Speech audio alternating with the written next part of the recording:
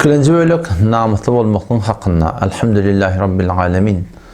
Ve salatu ve selamu ala seyyidina seyyidil enbiya vel mursalin ve ala alihi ve sahbihi ecmain. Muhterem Müslüman oğlum, bir acı gurrunlar şayettin ne kadarlarının gevune degsin. Ne kadarlarının da arasında hele erken arasında da doğun ayallığın erkek doğunun arasında men açacakta atlam gurrun tapta tapar. Dava olsa sebep olsa da bolar. Yani Müslüman doğuldum, tamam erkek doğuldumdan, ayallı oğlumdan. Dedi ki elinin aşağı ne kadar adamlardan varsa erkek doğunun, ayallı oğlunun gurrundeş olacak oluyaz. Hatta imkan edebi, ihtirami birbirimizin hakkını riayet edelim. Tüycü bolayla aytmaklıkta, yumuşak bolayla diymeklikte, ama kavuşak bolmaydı etmeklikte. Pegir bolayla, habardar bolayla, tapşırıp durayla. Yöne hatta imkan bolluğundan yumuşak bolayla. Edebi ihtiram riayet edelim. Düşündüreyli, duygu vereyli. Hat bolmayacak bolsa, Türkmenin o aydan gurrum var. Ne deyiptir? Değerliğini tayak genger diye. Kavatlarında boluyor, gerek boluyor. Resulullah sallallahu aleyhi ve sellem'in öğreti hayır dua ediptir. Ol bir atan hakkında ki oğlun uşağın terbiyetinden çireyim, kamçını kıtırıp koyuptur. Vurup immanı göğe etmektik şediğete ters. Ama şıbır kamçı, şıbır siyaset, şu ölcayına gati gereklidir Müslüman'da.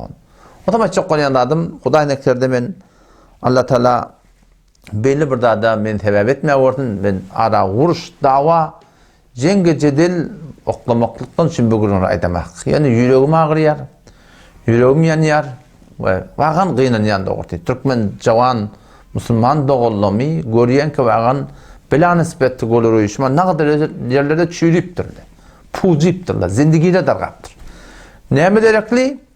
Bir sürü mesailler derekli Müslüman doğun ki, şu datları entesizlerine riayet etmektik bilen ortam marahim ola bir kavluklar yaşayışta tavırya ve entekdatları riayet etmelilikten şunu idarlamasılıktan başımda olan bela veriptir.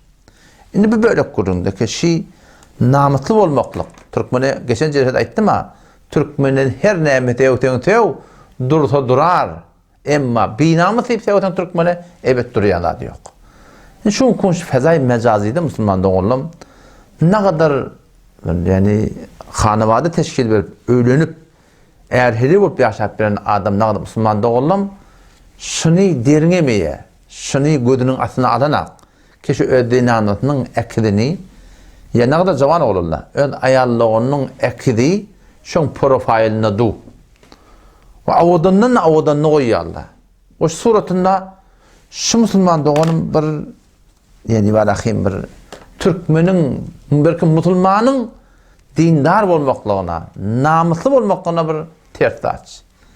Ya Huday hakkında o da dini kenarda koyuyordu. Bir lehze, şimdi burada düşündürü görecek koyanına. Men hay din.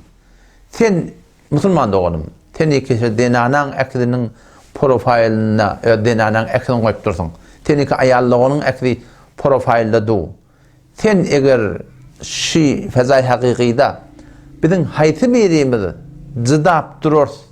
Başka bir erkek bizim doğru ayallığımızın yüzünü gödep dursa şuna bizim hayti birimizi gödep dururuz. Şuna dost soğurca binamız deyip dofulur mu dofulmaz mı? Şimdi gel anırdan bir meterekte okla ata, bir ağız sözde ayda ata, doğduğunun kaptanını kısa ata, biz şunu öldürmesek de var güldürüp vermek diyen. Ne mi diyen? Doğru değil mi? O Müslüman doğumda dikkat edin şuna. Şu bir Müslümanın şe'nine değil. Müslüman çok dursun bolmasın Huday hakkatın. Aslında insanın, bir gayretmen insanın, bir gayretli adamın şe'nine değil. Kesenin namusunu gelip biri gözdep dursun. O da profilde sen odan koyup durdun. Saç deysen şıtadan, korsak deysen bağışta bıtadan, eyleyak deysen ne kadar. Aslında bir iftizah suratla var. Aslında fakat sen şöyle teverek yüzün kokep durunda Müslüman doğun. Şunu sen fezai hakikide cıdamayan mı olsan Müslüman doğun, bir adam sen namusunu gözdep durmaklığa. Şunu fezai hakikide cıda müşrimli yalak fezai mecazide musulman doğan biz öz namusumuzda şu zatları icade vermeliler. Dost soğurcu haramdan. Dost soğurcu günahkarçılık ve dost soğurcu musulman doğan manakım şey aydatım gelmeye bir namusluk musulman doğan. Nece olaya tüken orada bir ten namusun yüzünü deptiren sen dokuyarsın. O taptan icade vermeli biz öz namusumuzun ekli rahatçak herkesin evinde durup da varakım. Qavudub ondan malakım ün salıp da varakım. İdiler men ayıp durmayın. Erki adamda men aytyan adam qavutçun ya bu zatın hakkında. Ne kadar hiyalatları şun hakkında girmeklik musulman doğumun asan doğurdat. O teni ayalla onum. Tenin hemen xahişim şey iltimas etdiyen. Teni ki musulman doğun hem musulman. Teni ki Fatıma o, Ayşe o, Zühre o. Şu musulman atları ödüğün daqıp ödüğün musulmançılıkta hen yaşap. Musulman doğun şidatlarını doğur deyildi. Şidatlardan bir tövbe deydi. Evurleydi. Vağın tenşi yolunu geçip baryakan bir tane metre oqqa ne mi diyersin? Bir tane bir kep aytdı yüzüne orta ne mi diyersin? Tenşi şuna dohularsın dohulmarsın mı? İki tay koş ayağında bir tay koş bellersin bellemersin. Eğer namuslu bolsan, eğer gocurlu bolsan, eğer gayratlı bolsan, eğer içinde iman diyen bir dap bolsa, sen hiç vaqtda şeyle bir dadi cıdap durup bilmersin. Elçek olar eken oğul billah aydatım gelmeye. Olar aytıp vermeyin. Sen oları yalık bolmalı musulman doğun. Sen musulman bolmanı yek zene musulman, Türkmen musulman doğun. Şidatları bizim marakim namut etmekliğimiz gerek. Şu taydan sizin hemmeceğinden yani hahiş ettiyen, iltimas ettiyen musulman doğulum. El ele vereydin. Şidatları inşallah sana raayet etmeklik gerek. Hatta o da şunday deyin şidada. Şunday deyin. Ayarlı oğlumuz. O bir de ayarlı oğlumuz dene anlamında. O fezai mecazi giriyerle var, peydalan yerle var. Adını kimliğin belli etme. Zenananın belli etme. O akı koymağa durdun da hakikaten. Adını da kimliğin belli etme.